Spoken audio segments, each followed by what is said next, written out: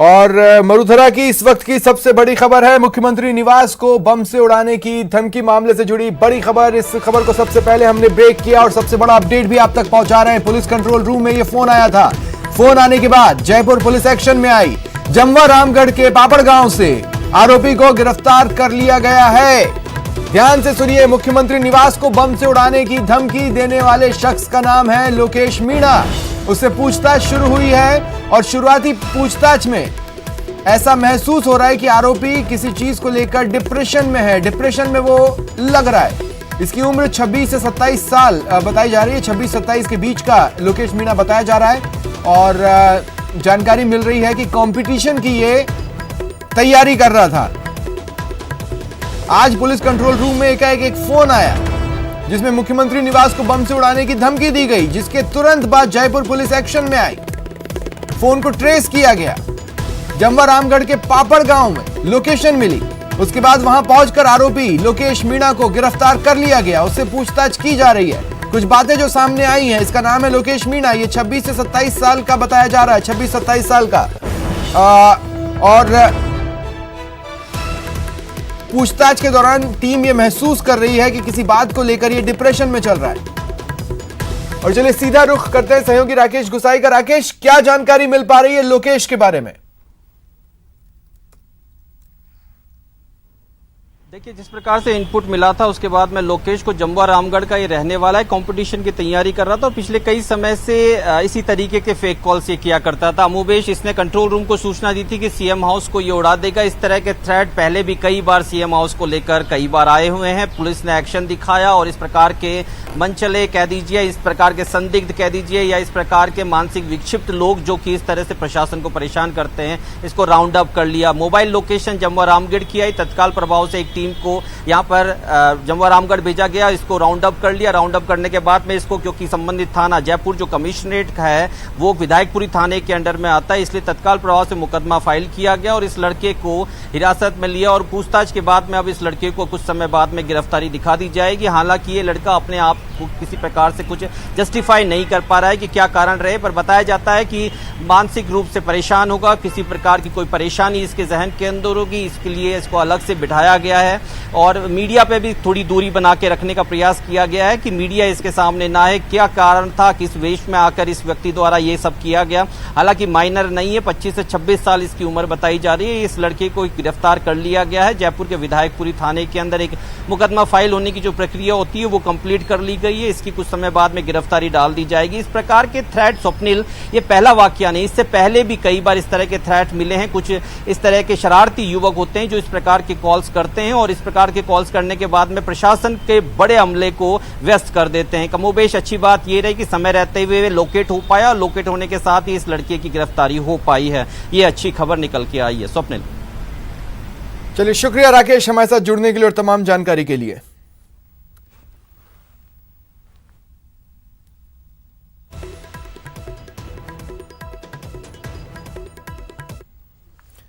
बढ़ते आगे।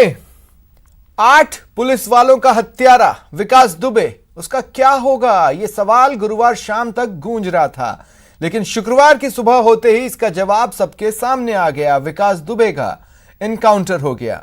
एनकाउंटर में गंभीर रूप से घायल विकास दुबे की मौत हो गई।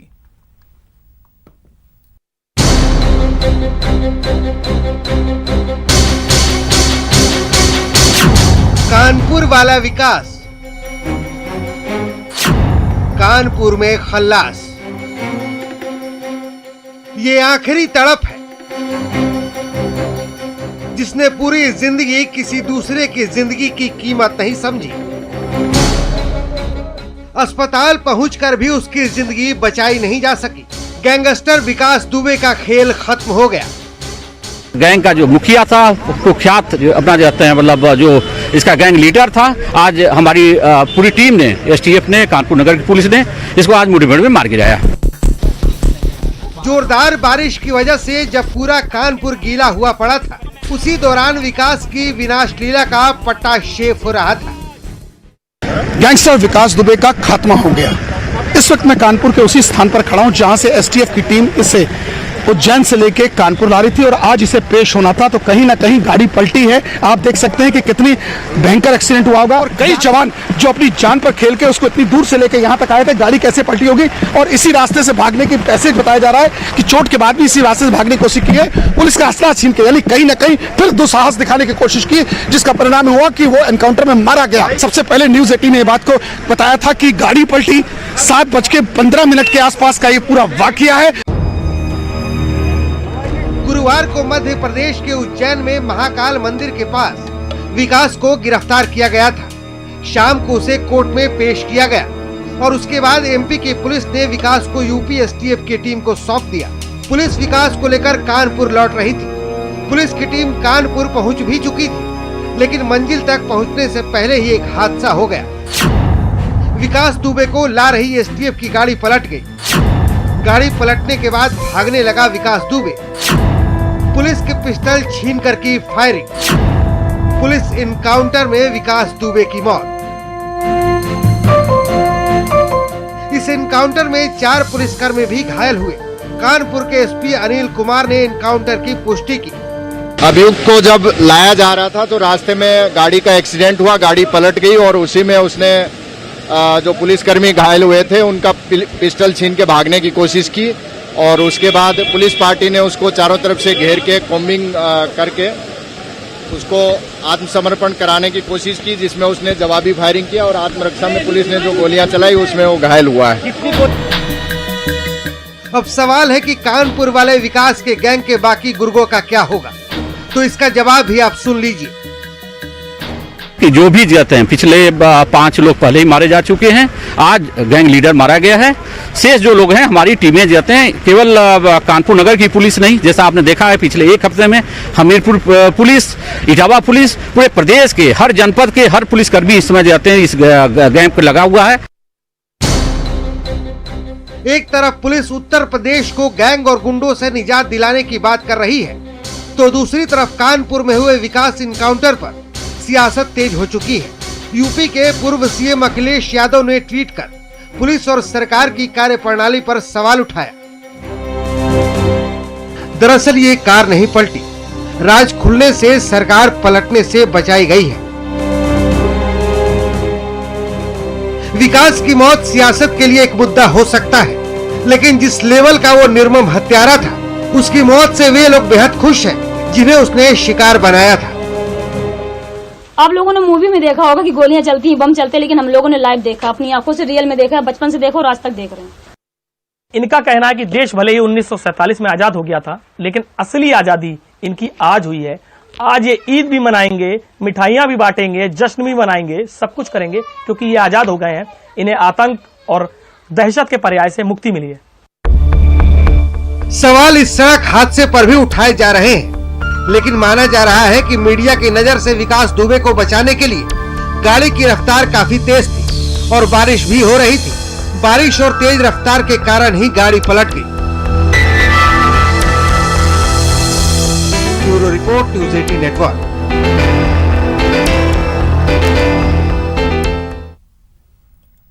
और विकास के एनकाउंटर के बाद लोगों ने जमकर यूपी पुलिस की तारीफ की। क्या कहेंगे? जिंदाबाद जिंदाबाद जिंदाबाद जिंदाबाद जिंदाबाद जिंदाबाद जिंदाबाद जिंदाबाद जिंदाबाद जिंदाबाद पुलिस प्रशासन जिंदाबाद जिंदाबाद पुलिस प्रशासन जिंदाबाद जिंदाबाद। उदयपुर से बड़ी खबर मिल रही है, एसीबी ने बड़ी कार्रवाई को अंजाम दिया है। फाइनेंस एडवाइजर आबिद खान रिश्वत लेते ट्रैप किया गया है। 2 लाख की ये रिश्वत ले रहा था, धर दबोचा गया। एडीजी दिनेश एमएन के निर्देशन में ये कार्रवाई हुई है। नगर निगम स्मार्ट सिटी में ये फाइनेंस एडवाइजर है आरोपी, जिसे रिश्वत लेते ट्रैप कर लिया गया।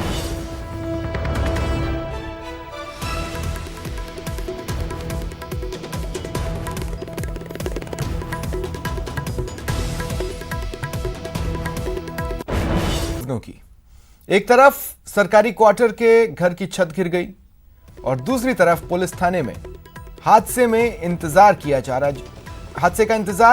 रहा है जो कभी भी हो सकता है। सवाल यह है, आखिर क्यों सरकारी भवनों की अनदेखी की जा रही है? कब तक मौत के साए में रहेंगे सरकारी कर्मचारी।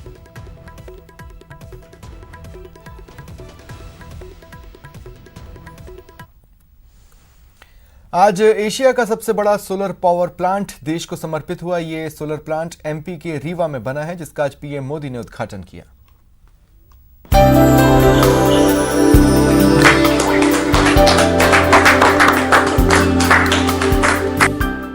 प्रधानमंत्री नरेंद्र मोदी ने आज एमपी के रीवा में स्थित एशिया के सबसे बड़े सोलर पावर प्लांट का उद्घाटन किया।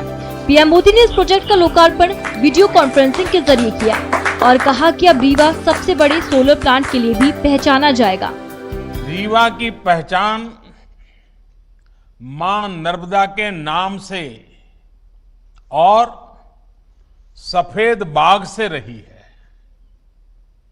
अब इसमें एशिया के सबसे बड़े सोलर पावर प्रोजेक्ट का नाम भी जुड़ गया है। इस मौके पर पीएम मोदी ने सौर ऊर्जा के लिए श्योर, प्योर और सिक्योर का नारा भी दिया। श्योर इसलिए क्योंकि ऊर्जा के, बिजली के दूसरे स्रोत खत्म हो सकते हैं, लेकिन सूर्य सदा सर्वदा पूरे विश्व में हमेशा ही चमकता रहेगा। प्योर इसलिए क्योंकि ये पर्यावरण को प्रदूषित करने के बजाय उसको सुरक्षित रखने के में मदद करता है। और जैसे श्योर है, प्योर है, सिक्योर इसलिए क्योंकि आत्मनिर्भरता का एक बहुत बड़ा प्रतीक है। यहाँ पीएम मोदी ने आत्मनिर्भर भारत के लिए बिजली में आत्मनिर्भरता जरूरी करार दिया। आत्मनिर्भर भारत के लिए बिजली की आत्मनिर्भरता बहुत आवश्यक है। इसमें सौर ऊर्जा एक बहुत बड़ी भूमिका निभाने वाली है और हमारे प्रयास भारत की इसी ताकत को विस्तार देने के हैं। आइए अब रीवा के सोलर पावर प्लांट की खासियत से रूबरू हो जाइए, जिसका आज पीएम मोदी ने उद्घाटन किया। 1590 एकड़ क्षेत्र में फैला हुआ है ये solar power plant. Solar power plant में हर दिन 750 मेगावाट बिजली का उत्पादन होगा। प्लांट में 250 मेगावाट की 3 सौर उत्पादन इकाइयां शामिल हैं। जनवरी 2020 से प्लांट में बिजली उत्पादन शुरू हो चुका है और अब इस प्लांट से 76% बिजली मध्य प्रदेश को मिलेगी, जबकि 24% बिजली दिल्ली मेट्रो को प्लांट से दी जाएगी। सोलर प्लांट से मध्य प्रदेश के लोगों को, यहाँ के उद्योगों को तो बिजली मिलेगी ही, दिल्ली में जैसा अभी शिवराज जी बता रहे थे, मेट्रो रेल तक को रीवा से लाभ मिलेगा। अब रीवा वाला शान से कह पाएगा कि दिल्ली की मेट्रो हमारा रीवा चलाता है। यहाँ पीएम मोदी ने बताया कि रीवा की तरह शाजापुर, नीमच और छतरपुर में भी बड़े सोलर प्लांट पर काम चल रहे हैं। पीएम ने उम्मीद जताई है कि जब ये तमाम प्रोजेक्ट तैयार हो जाएंगे तो मध्य प्रदेश निश्चित रूप से सस्ती और साफ सुथरी बिजली का हब बन जाएगा। Bureau report, news 18 network. देश और दुनिया को प्रवीण जी के काफ़ी काम इस नगर निगम और स्मार्ट सिटी में है, ठेके वगैरह, उनमें बिल पास करने के लिए, आगे सुविधाएं देने के लिए, इस काम के लिए लगभग इनके 40-50 लाख रुपए के बिल यहाँ इन्होंने अलग अलग तरीके से अटका रखे हैं। उनको सुलझाने के लिए, सुविधाएं देने के लिए, कुछ कमियां हैं उनको पूरा करने के लिए प्रेशर माउंट करके एक तरह से एक्सटॉर्शन करके उनसे पैसे मांग रहे थे। सर, इसमें और कौन लोग इन्वॉल्व हो सकते हैं, क्योंकि इतना बड़ा काम है स्मार्ट सिटी का, तो क्या उनकी अभी जांच चल रही है, कुछ लोगों की और जांच करनी है जो इसमें इन्वॉल्व है।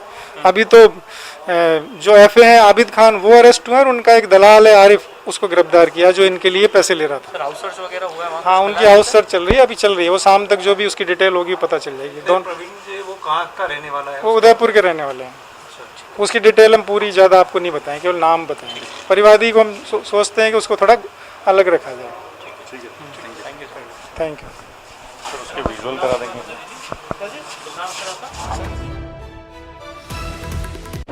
डिटेल तो नहीं दी जा रही हैं। बहरहाल बड़ी खबर जरूर है, एसीबी ने बड़ी कार्रवाई की है। फाइनेंस एडवाइजर जिसका नाम आबिद खान है वो ट्रैप किया गया। 2000 रुपए की माफ कीजिएगा 2 लाख की ये रिश्वत ले रहा था, लेकिन दरअसल जिसे कि वो एक रूटीन रिश्वत मान रहा था, दरअसल ये एसीबी द्वारा बिछाया गया ट्रैप का जाल था जिसमें वो फंस गया। 2 लाख की रिश्वत लेते उसे धर दबोचा गया।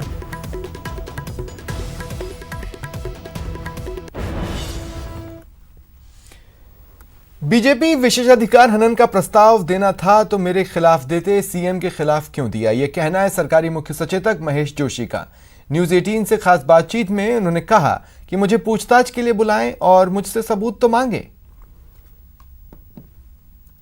मुख्यमंत्री अशोक गहलोत के खिलाफ विशेषाधिकार हनन का प्रस्ताव विधानसभा अध्यक्ष को दिया है। इस पूरे मसले पर चर्चा करने के लिए हमारे साथ सरकारी मुख्य सचेतक महेश जोशी मौजूद हैं। महेश जी, मुख्यमंत्री के खिलाफ बीजेपी ने राज्यसभा चुनाव में जो आरोप प्रत्यारोप थे उसको लेकर के आज विधानसभा अध्यक्ष को विशेषाधिकार हनन का प्रस्ताव दिया है, क्या प्रतिक्रिया है कांग्रेस की, आगे क्या रणनीति रहेगी? अब देखिए, मैंने अभी तक वो नोटिस देखा नहीं है, लेकिन मैं ये कह सकता हूँ कि बीजेपी की बौखलाहट है, उनकी फेस सेविंग करने की कोशिश है। वो जो बार बार अपने आप को पाक साबित करना चाहते हैं जो वो है नहीं, उसकी एक असफल कोशिश है। मैंने शिकायत दी मेरे खिलाफ करते, मैंने शिकायत दी मेरे खिलाफ मानहानि का मुकदमा करते, मेरे खिलाफ विशेषाधिकार हनन का नोटिस देते, शिकायत मैंने की और नोटिस दे रहे मुख्यमंत्री जी को। कुल मिला के मैं ये कह सकता हूँ भारतीय जनता पार्टी इस तरीके के हथकंडे अपनाती रहती है, अनावश्यक प्रेशर बनाने की कोशिश करती है। भारतीय जनता पार्टी, मैं आरोप लगा रहा हूँ, Bharatiya Janata party horse trading करती है, कर्नाटक में करी, मध्य प्रदेश में करी, गुजरात में करी, महाराष्ट्र में कोशिश करी, और भारतीय जनता पार्टी की आदत हो गई है देश के लोकतंत्र की जो पवित्रता उसको वो समाप्त कर रही है।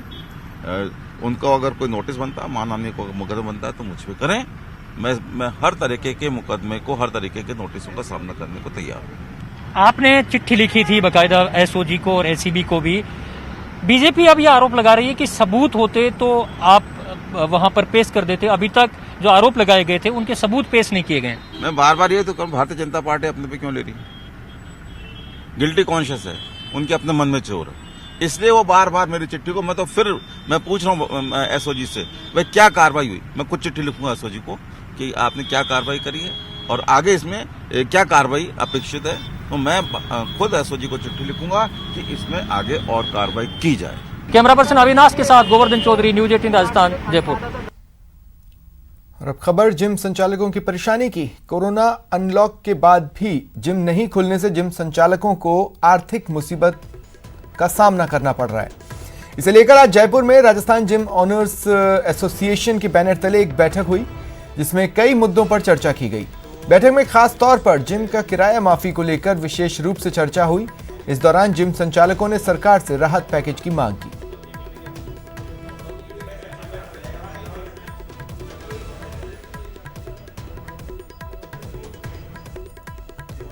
की तरफ से हमने एक छोटा सा मीटिंग यहाँ पे ऑर्गेनाइज किया था जिसके अंदर हमने कुछ विशेष मुद्दों पे चर्चा करी और कुछ एक बहुत सॉलिड बिंदुओं पे हम लोग पहुंचे हैं जिससे सभी जिम ओनर्स को सहायता मिलेगी। जिसमें कि मेन मुद्दा था हमारा रेंट को लेके कि रेंट जो पिछले 4-5 महीने का हो गया उसको क्या किया जाए। इसके अलावा मेंबरशिप एक्सटेंशन हो गया और जिम में ट्रेनर्स के लिए कुछ प्रॉब्लम आती है वो हुई। बात करते हैं जोधपुर की, जहां उड़ते आतंक पर एयर स्ट्राइक किया गया। हम टिड्डियों की बात कर रहे हैं। जोधपुर के ग्रामीण क्षेत्रों में टिड्डियों का आतंक लगातार फैलता जा रहा है। इसे रोकने के लिए प्रशासन अब दूसरी बार टिड्डियों पर एयर केमिकल स्ट्राइक कर रहा है। आज जोधपुर जिले के सेतरावा के भाव कांतिलाल हेलीपैड से हेलीकॉप्टर ने उड़ान भरी और करीब 12 से ज्यादा गांवों में केमिकल का छिड़काव किया। स्टेट गांव के लिए हेलीकॉप्टर ने करीब 4 फेरे लगाए।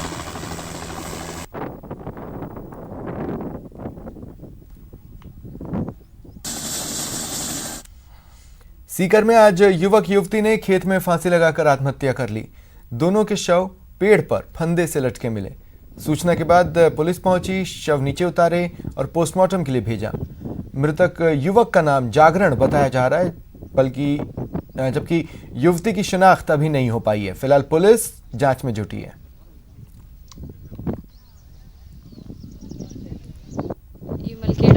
मलकेड़ा क्षेत्र में नयाबास गांव में तो एक लड़का और एक लड़की की जो देखने से सुसाइड लगती है उसकी हमें खबर मिली। वहाँ पर मौके पर आए हैं, जांच जारी है। लड़की अभी हम पहचान नहीं पाए हैं। लड़का जो है वो इसी गांव का रहने वाला है, उसी का खेत है। लड़की का नाम झाबर मल है। कारण जो है उसका अनुसंधान जारी है। जो भी आगे की कानूनन कार्रवाई होगी वो की जाएगी। भरतपुर के गोपालगढ़ थाना क्षेत्र में पुलिस ने गौ तस्करों के खिलाफ कार्रवाई की। गौ तस्करों की गाड़ी हरियाणा की तरफ जाने की सूचना मिलने पर पुलिस ने नाकाबंदी की। पिपरौली गांव में पुलिस ने तस्करों के चंगुल से 14 गौवंश मुक्त कराए, लेकिन अंधेरे का फायदा उठाकर गौ तस्कर फरार होने में कामयाब रहे। पुलिस गौ तस्करों की तलाश में जुटी है।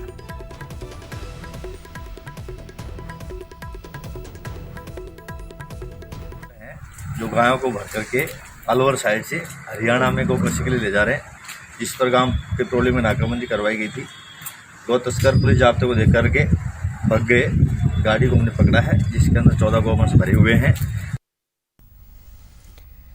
आज नागपंचमी है। आज के दिन नाग देवता की पूजा की जाती है। दौसा में भी नागपंचमी के मौके पर महिलाओं ने विशेष पूजा अर्चना की।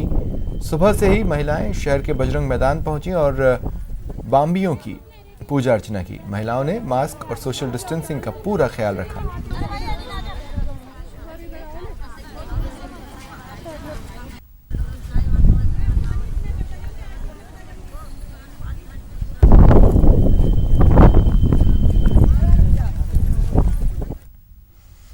पाली में कोरोना को लेकर पुलिस ने आज जागरूकता रैली निकाली। जिला कलेक्टर अंशदीप और एसपी राहुल कोटोकी ने हरी झंडी दिखाकर रैली को रवाना किया। ये रैली मिर्धा सर्कल से रवाना होकर सुभाष सर्किल होते हुए नगर परिषद पहुंची, जहां कोरोना योद्धाओं का सम्मान किया गया और कोरोना के खिलाफ लड़ाई की शपथ दिलाई गई।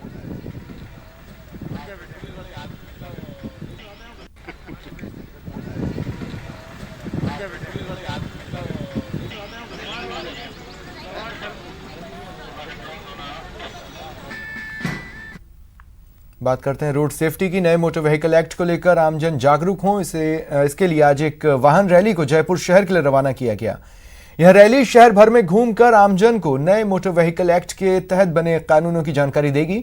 साथ ही नए मोटर व्हीकल एक्ट में जो चालान की राशि है उसके बारे में बताएगी। बता दें, इस दौरान एडिशनल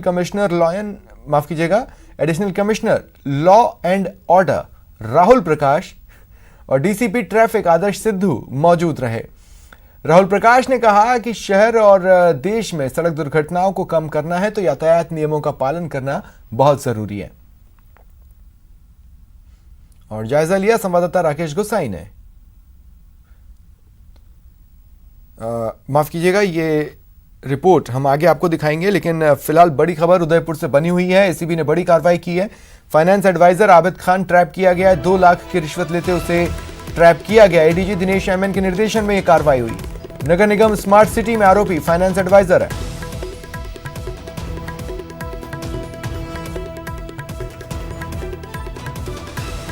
और मौके से ज्यादा जानकारी दे रहे हैं संवाददाता कपिल श्रीमाली। एसीबी ने उदयपुर में बड़ी कार्रवाई को अंजाम दिया है। 3 लाख रुपए की रिश्वत लेते हुए फाइनेंशियल एडवाइजर जो कि स्मार्ट सिटी उदयपुर के हैं उन्हें गिरफ्तार किया। और आप देखिए, ये वो फाइनेंशियल एडवाइजर हैं उदयपुर स्मार्ट सिटी के, जिनका नाम आबिद खान है। ये रिश्वत लेते हुए ट्रैप हुए हैं। 1 लाख रुपए की रिश्वत ये पहले ले चुके थे और 2 लाख रुपए की रिश्वत इन्होंने आज ली है। और उसी के साथ में जयपुर एसीबी की टीम ने एडिशनल एसपी संजीव नैन के नेतृत्व में यहाँ पर इस कार्रवाई को अंजाम दिया और रंगे हाथों 2 लाख रुपए की रिश्वत के साथ में इन्हें ट्रैप कर लिया गया है। प्रवीण नाम के एक फरियादी हैं जो कि उदयपुर में स्मार्ट सिटी के तहत विभिन्न ठेके को लेते हैं और करीब 50 से 60 लाख रुपए के बिल पेंडिंग उनके थे। इन पेंडिंग बिलों के निस्तारण के लिए यहाँ पर जो उनको दबाव बनाया जा रहा था और अब उन्होंने जयपुर दिनेश एमएन के सामने जाकर अपनी फरियाद पेश की और उसके बाद में जयपुर एसीबी की टीम ने प्लान करने इस ट्रैप को पूरा तरह से प्लान किया गया। और जब ये ट्रैप प्लान किया गया तो वहाँ पर आप देख सकते हैं कि जयपुर एसीबी की टीम उदयपुर आई। पहले इसका वेरिफिकेशन कराया गया। कल 1 लाख रुपए की रिश्वत ये वेरिफिकेशन के दौरान पहले ही ले चुका था और उसके बाद आज 2 लाख रुपए की रिश्वत लेते हुए एसीबी की टीम ने रंगे हाथों ट्रैप किया है बिल पास कराने की एवज में। और जो दूसरे काम यहाँ पर प्रवीण जो कि फरियादी है उसके स्मार्ट सिटी के तहत यहाँ पर जब पढ़ते थे तो उसके बिल को पास करने की एवज में यहाँ पर रिश्वत मांगी जाती थी। एक तरह से इसे एसीबी एक्सटॉर्शन के रूप में भी देख रही है, क्योंकि धमकी भरे लहजे में यहाँ पर रिश्वत की मांग की जाती थी और पहले 3 लाख रुपए की रिश्वत मांगी गई थी। 1 लाख रुपए पहले ले लिए। लगातार परेशान होने के चलते जो प्रवीण नाम का फरियादी था उसने एसीबी की टीम को शिकायत दर्ज कराई थी और एसीबी की टीम ने शिकायत मिलने के तुरंत बाद इसे गंभीरता से लेते हुए स्मार्ट सिटी के कार्यों में एक बड़े यहाँ पर भ्रष्टाचार का खुलासा किया। एक बड़े भ्रष्ट अधिकारी को एसीबी की टीम ने अपने कब्जे में लिया है और अब 2 लाख रुपए की रिश्वत राशि इनसे बरामद भी कर ली है। एसीबी की टीम हाउस सर्च की कार्रवाई कर रही है। आबिद खान के साथ में उनका एक दलाल आरिफ भी एसीबी ने गिरफ्तार किया। तो उदयपुर में 2 लोगों को एसीबी ने गिरफ्तार किया। जयपुर एसीबी की टीम ने आबिद खान और जो दलाल है उनके आरिफ, उन दोनों को गिरफ्तार करते हुए अब अग्रिम कार्रवाई शुरू कर दी है। कैमरा पर्सन जमाल खान के साथ कपिल श्रीमाली, न्यूज 18 उदयपुर। फिलहाल इतना ही। नमस्कार।